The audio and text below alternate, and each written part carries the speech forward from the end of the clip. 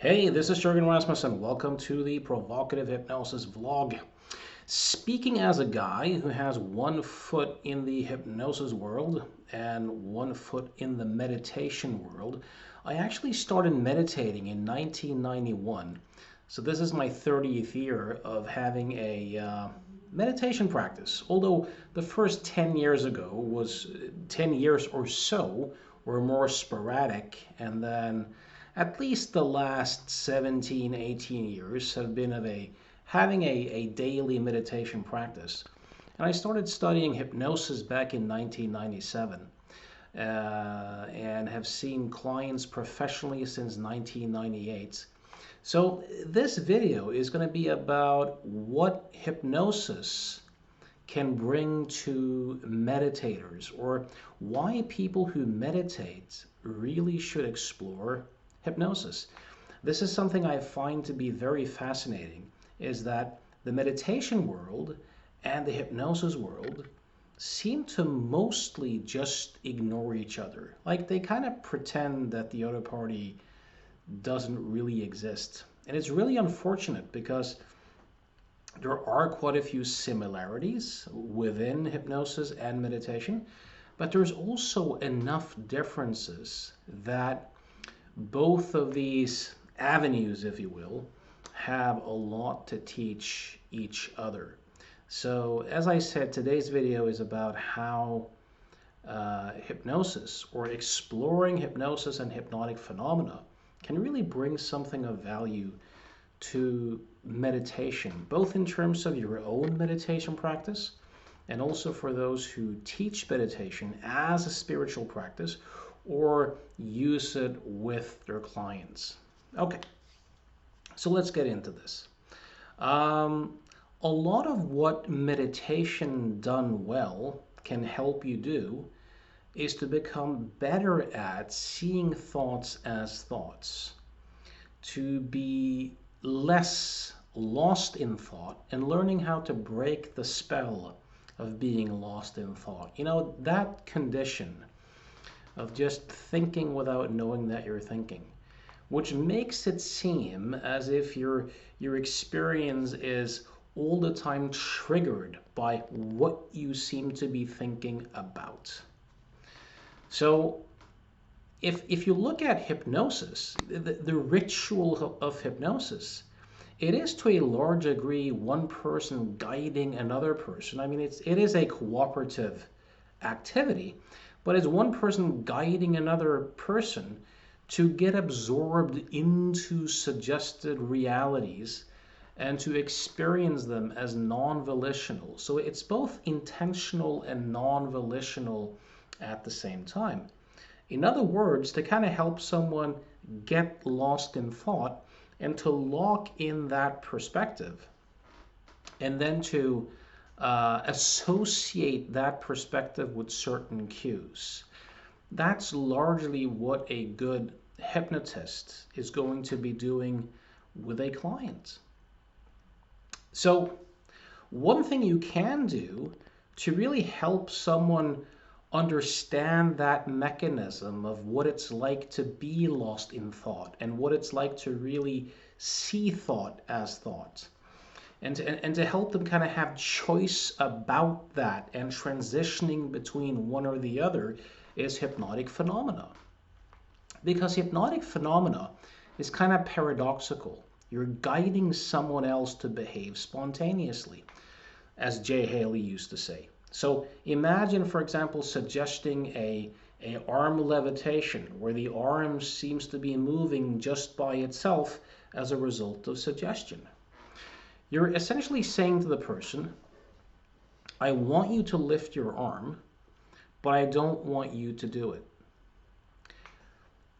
A kind of way to solve that paradox is to, of course, lift the arm, but simultaneously have the experience of it being non-volitional.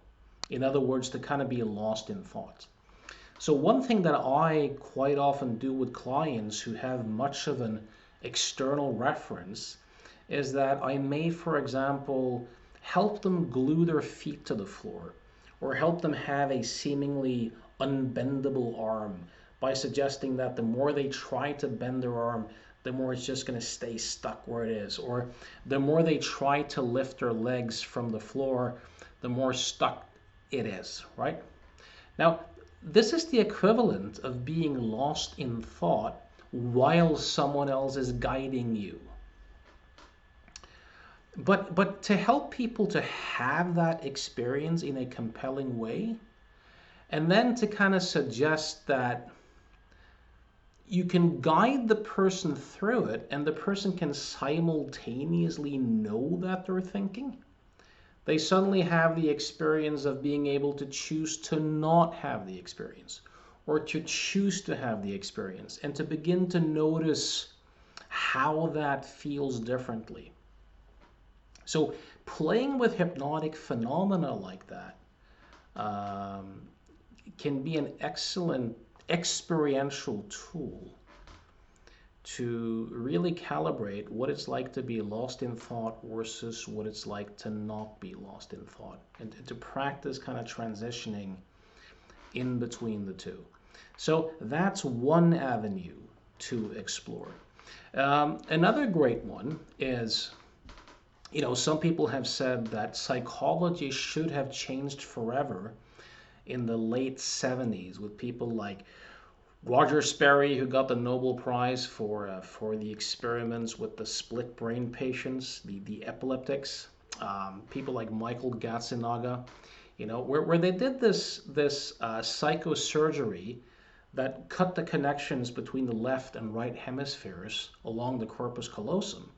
And this was done with epilepsy patients, the very severe one, so that the seizures couldn't get momentum. And these sorts of surgeries were very successful. It also inspired a way of being able to then see what it was like for someone to not have any communication between their hemispheres. And to make a long story short, a very important or significant insight that this inspired was that the right hemisphere, so to speak, might be generating a lot of stuff. We may be behaving or doing certain things, and then the left hemisphere, after the fact, will very often just make up some sort of story that seems to make sense. But with these epileptic patients, there's of course no communication between the two hemispheres. So when the left hemisphere was asked why the person had behaved a particular way, the appropriate answer to give would, of course, be to say, look, I'm not really connected. I don't know. But instead, the left hemisphere would just make something up, right? Now, I would argue that psychology should have changed forever. Well, should. Oh, should is bullshit, right? But should have changed forever a long time before that due to hypnosis. Because in hypnosis, we have this amazing experiment where you can suggest to people that they're going to do something after the hypnosis, meaning giving them a post-hypnotic suggestion, and then suggest amnesia for having received the suggestion. So one example could be, if you have a really good hypnotic subject, that you suggest to the person that, after they open their eyes and you talk about French fries, for example, they're going to feel a compulsion, an urge to go and open the window, but that they're going to have complete amnesia for ever having received that suggestion. So later on, they're out of hypnosis and they open their eyes and you have this casual conversation and you mention how nice it would be to go eat some French fries. And you see the person begin to rise from the chair, right? And you keep talking about French fries.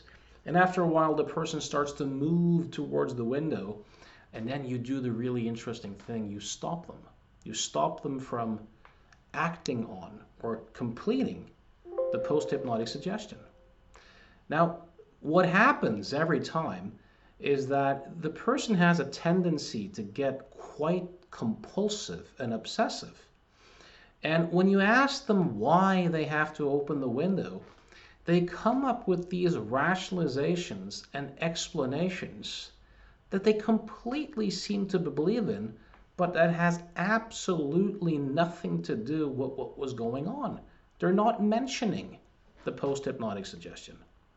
And then afterwards, once you kind of end the spell and people remember what occurred, there's almost always like a look of shock or a belly laugh of sorts.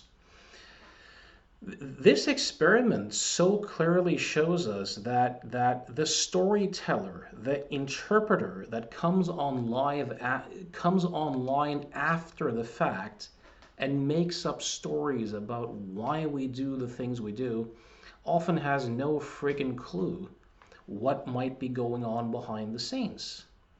Now, related to meditation, the jewel of meditation, of course, is to help people have the perceptual shift that there is no thing like a self in there. There's no stable, permanent thing like self that's thinking their thoughts and making their decisions and being CEO of the company, so to speak. And this insight is, as I said, the jewel of meditation. Now, once you have that insight to some extent, it's so clear that the selfing process or the I thought comes online always as an ad hoc entity, as an afterthought that claims credit for a set of behaviors or a particular performance that it had absolutely no part in. Just like with the split brain patients.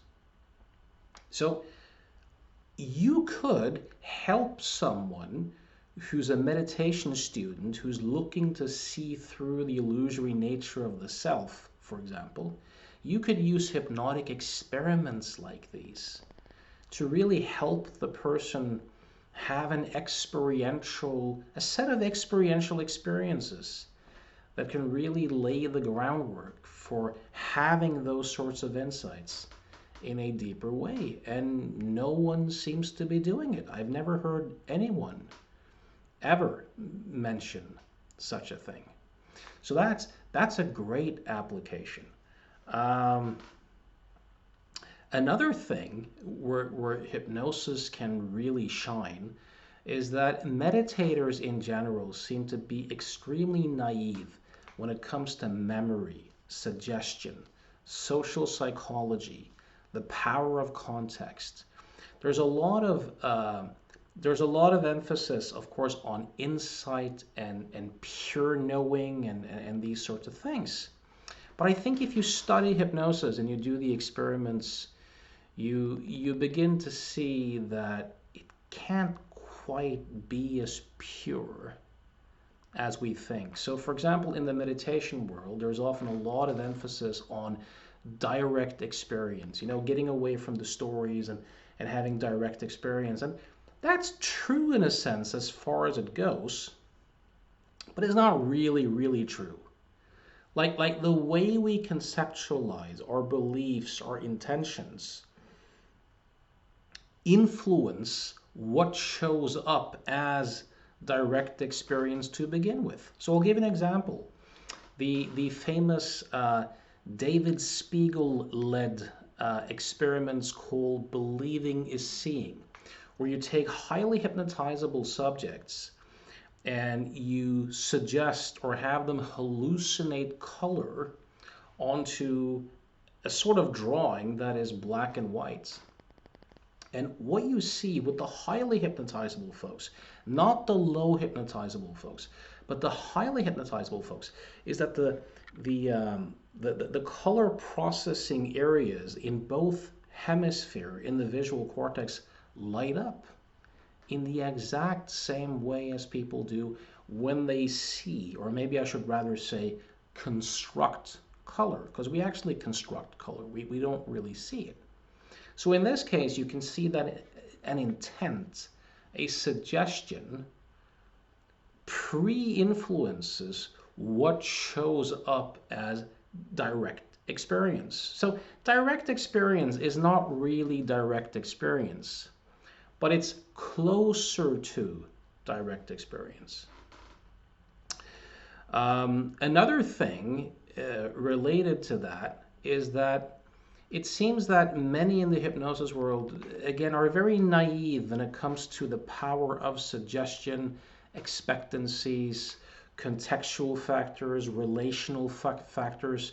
There's a lot of talk about insight and discovery, and there often seems to be less of an appreciation about how many of these insights and discoveries may be constructed, or at least co-constructed, the result of suggestions and expectancies. So let me give you a couple of examples of this.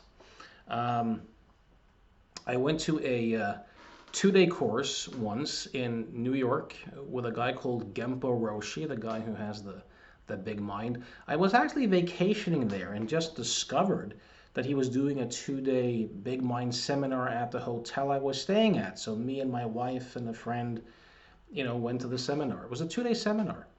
And during the first day, Genpo Roshi and this other guy, who I'm pretty sure has an NLP background, were telling a lot of stories and analogies about essentially what people would be discovering the next day. And the next day, lo and behold, people started discovering that they had all these parts or aspects to their psyche, a controller, an inner child, an inner this, an inner that. And for the participants, this looked like genuine discoveries, as in, oh, I just discovered something. And it was presented by those who were teaching as genuine discoveries. But I would argue, based upon having done a lot of hypnosis, that these aren't discoveries. These are suggestion-based experiences, a bit like false confessions can sometimes be, or a bit like so-called multiple personalities. If you know anything about the whole MPD, or multiple personality disorder epidemic, these weren't discoveries.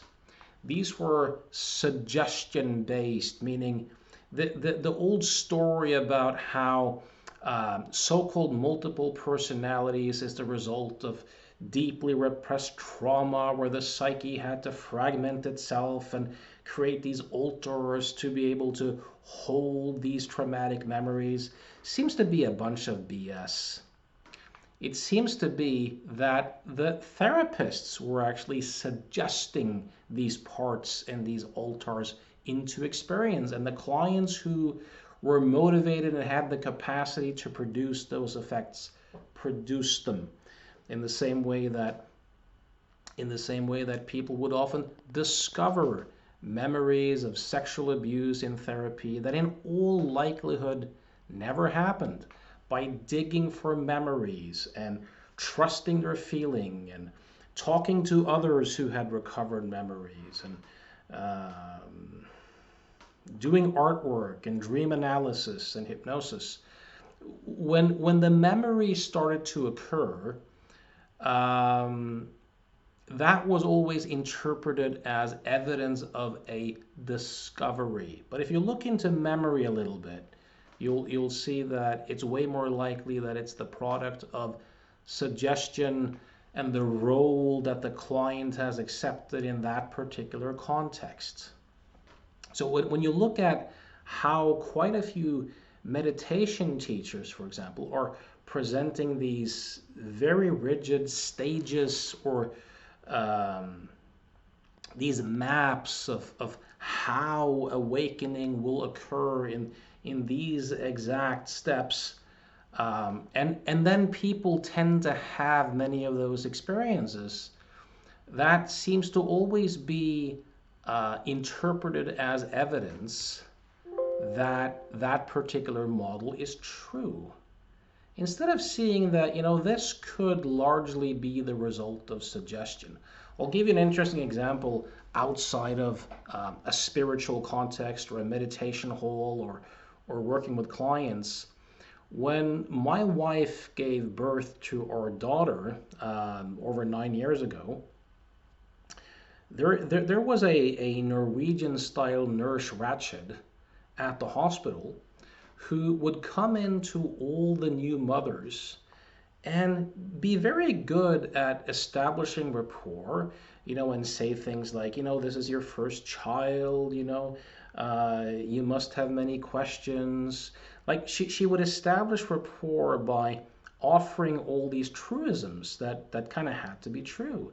And then she would begin to offer all these suggestions about how they might get depressed and anxious and how 80% of the new mothers had a breakdown in the hallway, within a day or two. And lo and behold, 70 or 80% of the women did. And when she did this particular stunt with my wife, I sabotaged it. I started asking critical questions, and the nurse had to admit that she actually didn't know these things. Like I would ask, well, does she have to get depressed? Is it really true that someone has to become irritable about this and that? Or, are you? And that kind of, broke that particular spell. But I asked her, is it true that about 80% of the new mothers have a breakdown in the hallways? And she said, yes. Do you tell everyone that, beforehand? And she said, yes. Now, to her, it looked like she was just doing her job, that she was just imparting relevant information, that it was so necessary for these mothers to know that that was likely to happen. She seemed to have no model of the world to even suggest that many of these mothers are probably having those breakdowns as a result of the suggestion, as a result of expecting it.